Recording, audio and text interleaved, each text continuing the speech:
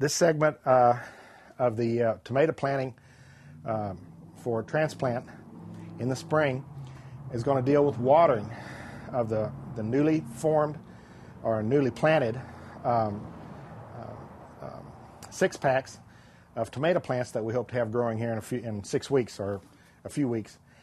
One of the things you want to be careful about when you water, especially that since you just put the seeds in there, those seeds are dry and they're like little corks.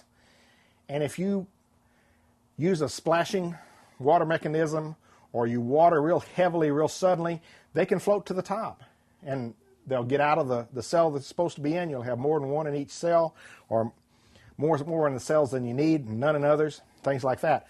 So I'm using a sprinkling can, and I'm just barely dropping water on tops of those cells. And if you'll notice, the premium potting soil, the water is going right straight through. It's not trying to puddle on top so that those seeds do float to the surface.